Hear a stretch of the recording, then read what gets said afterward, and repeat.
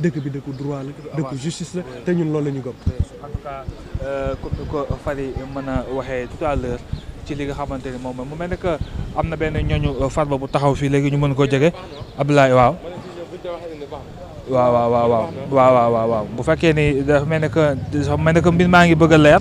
wala boog dafa mel ne que gars yi ñi ngi wàcc. kan mooy ñëw.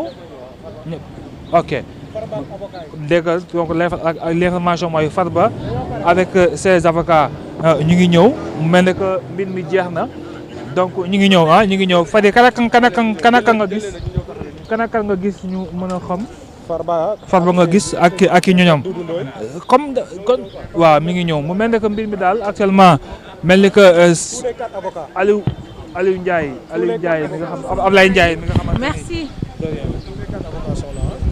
voilà donc pare nañu ñoo ngi ñëw moom Farba Ngom ak ñi nga xamante ne ni ñoom ñoo di avocat yam donc ñeenti avocat yam yëpp ñoom ñoo ànd ñu ngi ñëw. bu ko defee donc ji génn nañu si fi nga xamante ne ni moom moo di digg ñoo ngi noonu di ñëw ñu àndandoo di leen di xare bu ko defee rek kon ñu ngi ñëw daal di yëkki seen ay kàddu par rapport ak lu fa xew ak lu ñu fa mën a rek daal di tukkee.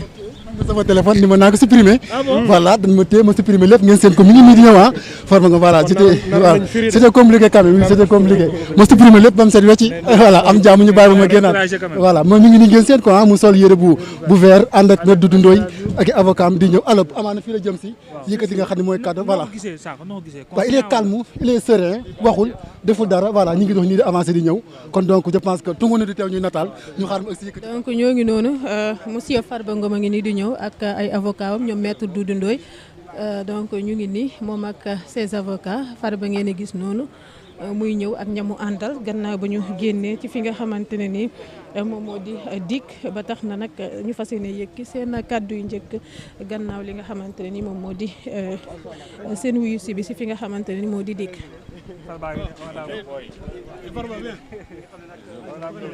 Prenez place. Non, mais demandez d'abord parce qu'ils doivent nous payer. On donne de l'information, vous devez nous payer. boo ñu fayee ñoom moom ñoom la. da ngeen di wéy ngeen tawee ne quoi donc waaw.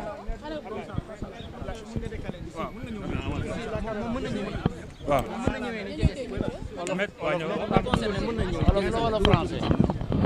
Les deux. On commence à parler français. Et puis, le résumé quoi.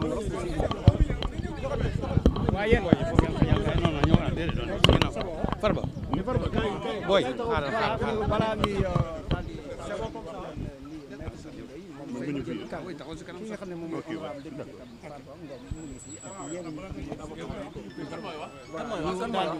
C'est bon, si c'est bon, on y commence. donc may ko ma déggale tuuti ko ñëwul taxawal ni may ko voilà pour ñoom ñëpp ñu mën a am quoi cadrage baax na c'est bon pour tout le monde c'est bon Bon, allez-y. Voilà. Nos confrères avocats Baboucar Cissé et Alassane Cissé et moi-même, nous avons accompagné Monsieur Mohamedou Ngom, dit Farba Ngom, pour relever, c'est-à-dire recevoir un mandat de comparution qui a été envoyé à son intention par le juge d'instruction du pôle financier. Et il doit répondre au juge dans quelques jours. Sauf erreur de ma part, je crois que c'est le jeudi. Et nous l'accompagnerons. Baboucar Cissé, Alassane Cissé, Abdou Dialikan, qui est sur la route de Saint-Louis pour venir à Dakar. Nous aurons l'honneur de l'accompagner pour la protection des droits et libertés que nous accorde notre Constitution. Est-ce que vous êtes venu pour récupérer la convocation? Monsieur Farba Ngom a reçu la convocation. Elle est avec lui. Il répondra à la convocation, au mandat de comparution plutôt que convocation. Contexte. Il répondra à la convocation, mandat de comparution en notre présence, Inch'Allah, dans les prochains jours. Est-ce qu'actuellement vous êtes édifié par rapport à ce qu'on Personnellement, je ne sais pas encore ce qui lui est reproché. Et je ne crois pas que mes confrères qui sont ici sachent aussi ce qui est reproché à Farba Ngom. Et lui-même ne sait pas ce qu'on va lui demander, ni ce qu'on lui reproche. Alors cela fait 3 mois qu'on court, qu'on saute, qu'on danse, qu'on parle de tout et de rien. Et personne ne sait encore pourquoi cet homme est livré au public. Nous verrons dans quelques jours. C'est bon, voilà. En wolof.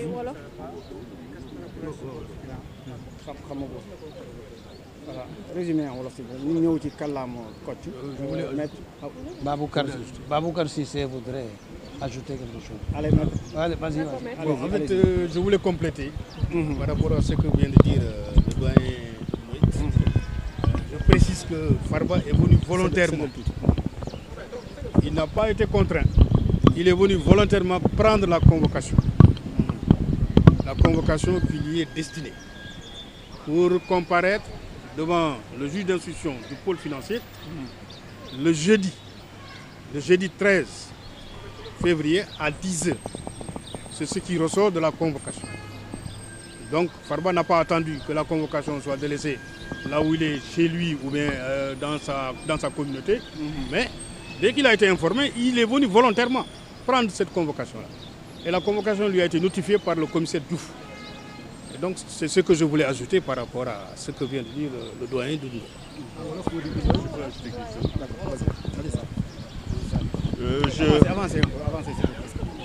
Je confirme ce que mon confrère M. Baboucar Cissé vient de dire. La seule précision à ajouter porte sur les étapes qui sont ordinairement les étapes de procédure. Il est quasiment inédit que cette procédure commence par un mandat de comparution. Non seulement M. Ngom a comparu volontairement et spontanément, mais il n'a pas comparu des suites d'une convocation. Il a comparu des suites d'un mandat de comparution. Nous sommes d'accord pour dire que le commissaire, l'officier de police judiciaire qui vient de lui décerner le mandat l'a convoqué, mais toujours est-il que les choses auraient pu commencer par une simple convocation. Encore que cette convocation aurait pu lui parvenir par une voie autre que celle donc, de l'officier de police judiciaire. Mais ce que je tenais à ajouter, c'est que de façon ordinaire, c'est une convocation qui est directement décernée par le juge d'instruction. Il n'y avait pas matière à lui décerner un mandat de comparution dans la mesure où, comme il vient de comparaître spontanément, il l'aurait fait s'il avait tout simplement été convoqué à ce stade de la procédure. Ça, je tenais à l'ajouter au développement que viennent de faire mes deux confrères. Maître voilà ak li nga xam ne rek jot ngeen ko wax sànq bi ndax mën ngeen ko tënk ci kàllaama Kocc ak mu ñu expliquer tuuti par rapport ak mandat de comparaison ak yi nga xam ne rek sànq ni sa confrère yi wax nañ ko. Man du ma dugg ci wax boobu. tolloo guma fu may joxe explication ci loolu. waaw fa ma toll rek mooy Farba Ngom nii ñu àndal yëgal nañ ko ne dañ ko war a jox këyit pour mu uyu ji yoon dañuy tudde yoon bokk yoon dafa yaatu mais boo nee yoon rek ku si mën ci bokk rek yoon ngay wax rek ba mu yëgee loolu la ñëw fii ànd ak ñun si kilifa gi nga xam ne kilifa police la dafa yore boobu këyit war ko ko jox pour ne ko wuyu jil yoon Baboucar Cissé avocat Alsane Cissé avocat ak Abdou Dialy Kane mi nekk ci tali bi di ñëw ak man mi dañu ko gunge ndaxte mooy suñu wareef ñëw fekke mu ñëwal boppam ñëw gu rafet kenn forcé wu ko ñu jox ko kayit bi ñu ko jox léegi dina uyu ji te woo nañ ko te buy uyu ji fas na nu yéenee bu si yàlla àndee ñu gunge ko ànd ak moom def suñu warugar alxames lanu koy toppee nag man xaw ma ko man wax yóbbuwuma si dara lu nu bindul ma jàng ko xaw ma ko lu mu doon lañ koy toppee nag binduñu ko fañ ko war a binde gisuma ko na ma ko war a gisee moo tax xawma ko keneen ku fi taxaw tam si bokk ci xamu ko parce que gisu ko moom si boppam mi ñuy woo bu xamee dañ ko déey mais jotul lay tax mu xam waxuñu ko tam fañ ko war a waxee lay tax mu xam kon ñun ñii fi mu nekk si géej gu rëy la ñu nekk ay weer a ngi nii dëkk bi wax ñëpp rek si loo xam ne man xawma ko ñun xamuñu ko est-ce que loolu jaadu na nag ku nekk yaay tontul sa bopp sox ji ma wax est-ce que loolu jaadu na si réew buñ ne démocratie la buñ ne droit ak liberté des citoyens lan mooy citoyen ku nekk seetal sa bopp est-ce que citoyen nga bés bu la loolu dalee c'est nag bàyyiwul kenn de jaan ji moom kër yëpp lay dugg jaan ji kër yëpp lay dugg boo ko teewul léegi lu si biir néeg la jëm kan moo xam li nga xam ne moo fi xew say toroxal turu jàmbur bés bu nekk depuis ay weer man de xaw ma ko ku yebu nag xoolal sa bopp pour ëllëg jërëjëf. c'est bon jërëjëf maître am na ki ci sànni kàddu wala. jeex na pare nañu merci c'est bon pare nañu. ngay waxuma. voilà parvenir na waxu la jaajëf mbokk yi ñu doon teewlu sur Senweb TV ñoom ñoo ko déggandoo di kàddu yi nga xamante ne ni daal dinañu koy yëkki ñoom ñi nga xamante ne ni ñoom ñoo di ay avocat Farba Ngom ak Farba Ngom mi nga xamante ne ni moom la ñu àndal.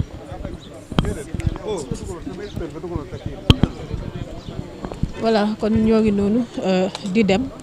Farba Ngom ak ñi nga xamante ne nii ñoom ñoo di ay avocat am yu ko dal di gunge gannaaw kàddu yu ñu yëkki ñoo ngay dal di wëññeeku ñoom nag ñi ngi ñëwoon tey file si division des investigations criminelles nee nañ nag ñoom ay avocat am ne Farba donc il n'est pas contraint de venir moom moo ñëw volontairement ngir nag jël si li nga xamante ne nii moom moo di convocation àttekatu instruction pour le judiciaire financier bi nga xamante ne ni nag dafa firndeel ne nag war na ñëw wuyu si yoon ngir daal di tontu si li nga xamante ne ni moom la ñu koy rek lim di nag wuyu si bi nga xamante ne ni prochain jour yi la plus précisément le jeudi la ñu wax ne nag si la war a ñëw daal di wuyu si yoon par rapport ak li nga xamante ne ni moom moo di mbir mu ñu ko lim di nag mbir mi nga xamante ne ni mi ngi ñeel ay transactions douteuses yu ñu daal di rek pointé te rek rapport CENTIF bi daal di koy feeñal kon ñoo ngi noonu le